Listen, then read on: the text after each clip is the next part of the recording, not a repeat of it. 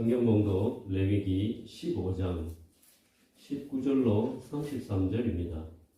레위기 15장 19절로 33절 제가 먼저 한 절 읽고 여러분이 한 절 교독하신 후에 마지막 33절은 함께 읽겠습니다. 어떤 여인이 유출을 하되 그의 몸에 그의 유출이 피이면 이래 동안 불결하니 그를 만지는 자마다 저녁까지 부정할 것이요.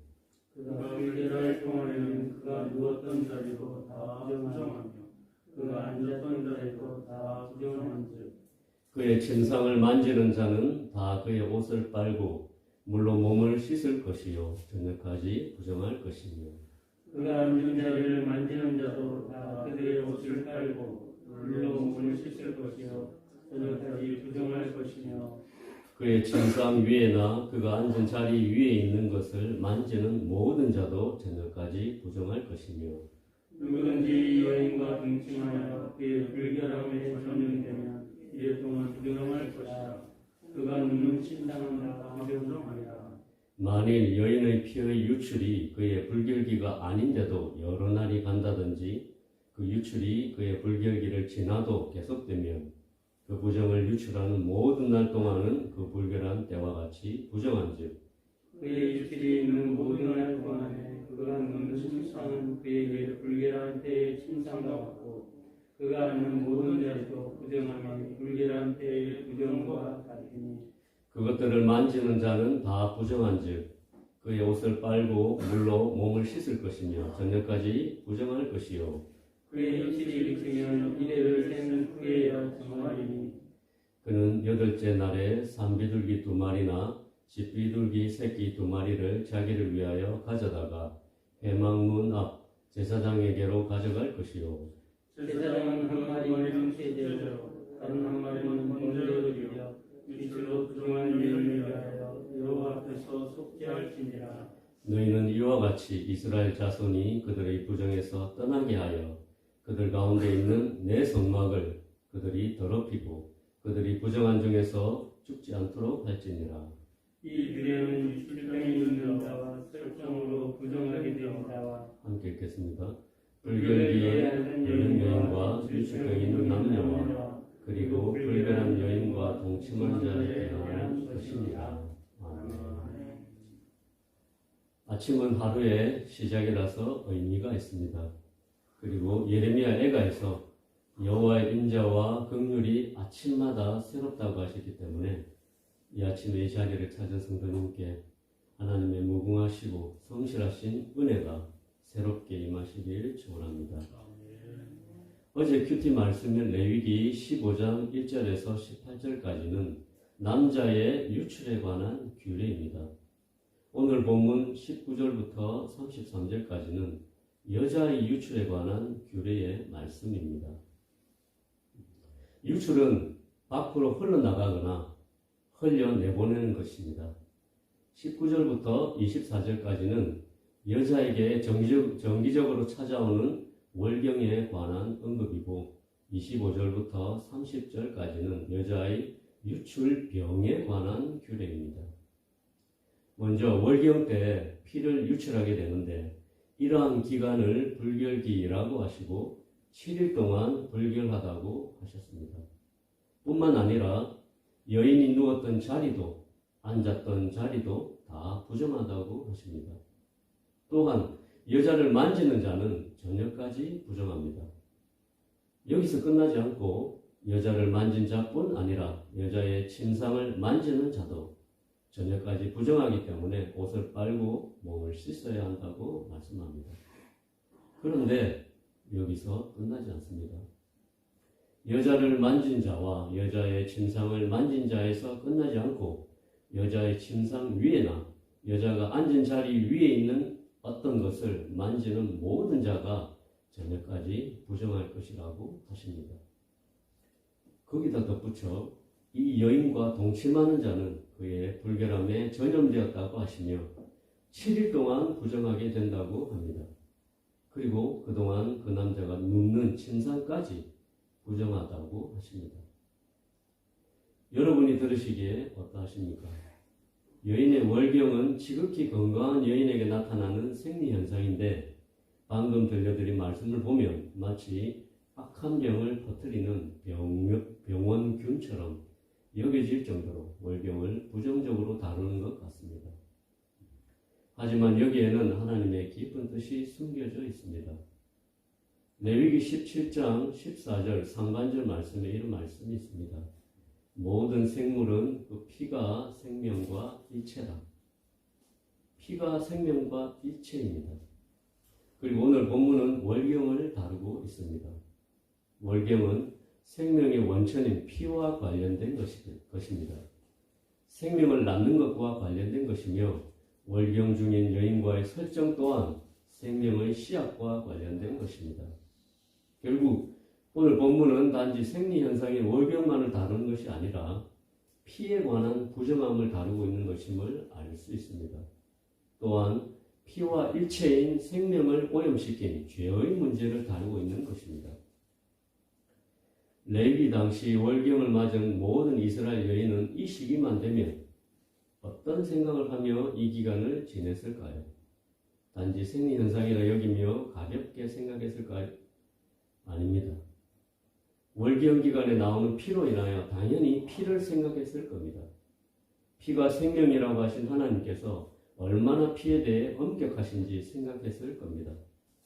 생명의 원천이 피에 있음을 생각했을 겁니다. 유출되는 피를 보며 근원적인 인간의 생명이 죄로 인해 더럽혀지고 타락했음을 묵상했을 것입니다. 월경 기간에 생리통을 겪듯이 우리는 죄로 인해 파생되는 고통을 겪습니다. 죄가 만들어내는 고통은 어떤 것인지 우리는 잘 압니다. 예를 들어서 다윗이 우리아의 아내를 빼앗은 죄로 인해 겪게 된 고통은 감당하기 힘든 고통이었습니다.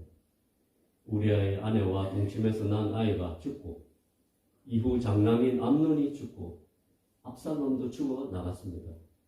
또한 자기의 아들이 자기를 배반하고 자기를 왕의 자리에서 몰아냈습니다. 백성들이 보는 앞에서 자기 첩들과 자식이 동침했습니다. 백성들과 신하들이 보는 앞에서 사울 왕의 친척인 시므이에게 조롱과 저주의 말을 들어야 했습니다. 죄는 고통을 낳습니다. 그리고 생리기간의 불결함처럼 죄는 우리 주위 사람들을 전염시킵니다. 죄는 전염성이 있기 때문입니다. 또한 불결기에 사람들의 시선으로부터 여인들이 정신적인 스트레스를 받듯이 죄는 죄책감을 만들어냅니다. 이처럼 이스라엘 여인들은 이 불결한 기간에 자신의 불결함을 조심하며 근신했을 것입니다. 월경은 이스라엘 여인들에게 단순한 생리현상이 아니었기 때문입니다. 성경에서 여자인 하와가 인간 중에서 처음으로 범죄하였고 이로 인해 하나님이 주신 생명은 죄로 부정하게 되었습니다. 그리고 아담에게 전염되었고 모든 인간을 파괴했습니다. 이를 알았기에 이스라엘 여인들은 남자에게 없는 이 불결기에 근신한 것입니다. 이를 본받아 우리 믿는 자 또한 이스라엘 여인들이 매번 정기적으로 찾아오는 유출의 때마다 단순한 생리현상으로 여기지 않은 것처럼 항상 하나님 앞에서 우리가 원죄를 가진 근본 죄인임을 생각하고 인정하고 항상 우리가 예수 그리스도의 보혈이 필요한 존재임을 기억해야 하지 않겠습니까? 다음으로 25절부터 30절까지는 불결 기간이 아닌데도 피가 유출되거나 유출이 지속되는 유출병에 관한 말씀입니다. 남자의 유출과 같은 규례입니다. 월경이 7일간 불결하다면 유출병은 유출되는 모든 날이 부정하다고 하셨습니다. 눕는 침상뿐 아니라 앉는 모든 자리가 불결기와 같이 부정하다고 하십니다. 그리고 그것들을 만지는 자는 옷을 빨고 몸을 씻고 저녁까지 부정하다고 하셨습니다. 그러나 유출이 그치면 그때부터 7일 이후에 정하여진다고 하시며 8일째는 산비둘기 2마리나 집비둘기 새끼 2마리를 들고 제사장에게로 가서 속죄제와 번제를 드리라고 하셨습니다. 월경이 생명의 근원인 피가 부정하게 된 것을 생각하며 인간의 근원적인 죄악성을 반성하고 근신하는 것이라면 유출병은 개인의 심각한 범죄에 대한 것이라고 생각합니다. 유출병 또한 모든 것이 유출로 인해 부정케 되듯이 죄로 인한 고통과 전염과 죄책감을 동반합니다. 이를 위해서 유출이 끝날 때 속죄제를 드려야 합니다. 월경 후에는 속죄제와 번제를 드리지 않지만 유출병은 자신의 죄를 회개하고 자백하는 속죄가 필요합니다. 그런 후에 번제를 드려야 합니다. 번제는 죄로부터 정결케 되는 회복과 하나님 앞에서 다시 마음을 정하고 죄에서 떠날 것을 결심하며 하나님께 다시 헌신하는 것입니다. 그런데 본문 31절부터 모든 유출이 하나님의 성막을 더럽힐 수 있으므로 조심해야 한다고 엄중하게 가르치고 계십니다. 레위기 15장 32절을 함께 읽겠습니다. 시작. 너희는 이와 같이 이스라엘 자손이 그들의 부정에서 떠나게 하여 그들 가운데 있는 내 성막을 그들이 더럽히고 그들이 부정한 중에서 죽지 않도록 할지니라.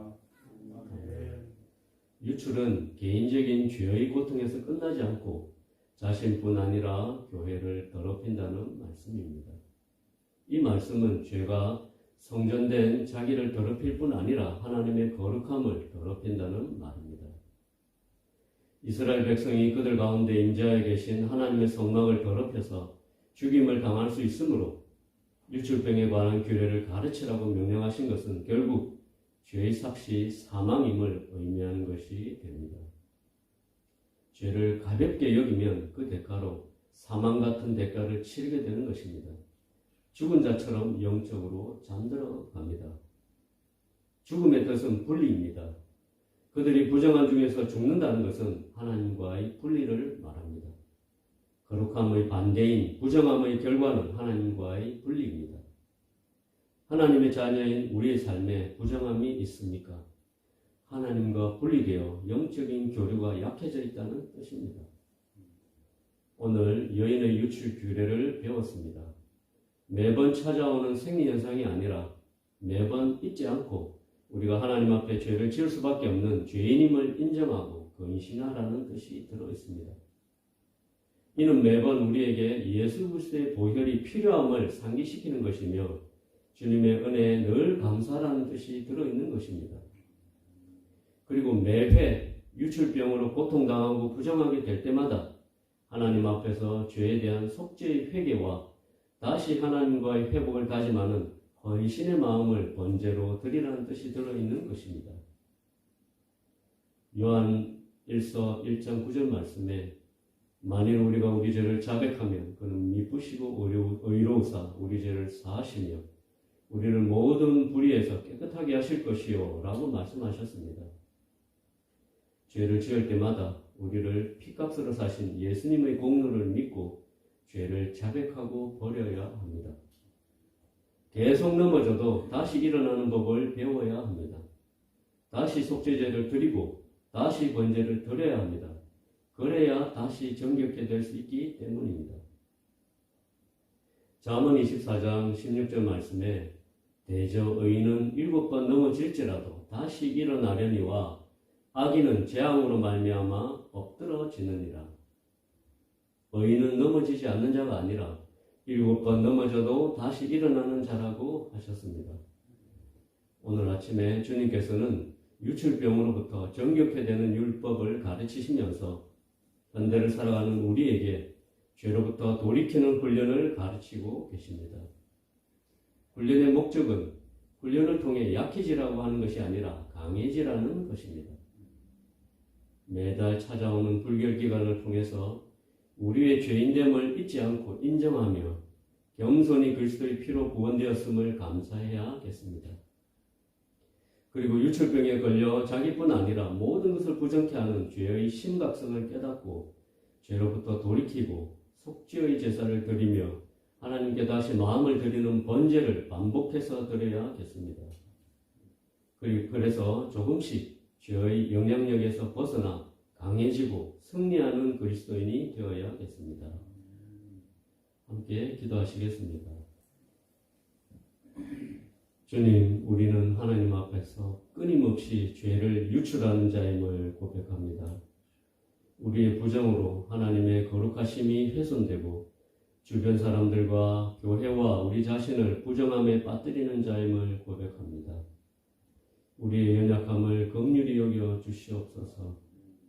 예수 그리스도의 보혈의 피로서 더러워진 우리의 피를 씻어주신 은혜를 늘 잊지 않고 죄와 싸우는 것을 부끄러워하지 않으며 포기하지 않으며 7번 일어나는 의인으로 날마다 주님을 닮아가게 하옵소서.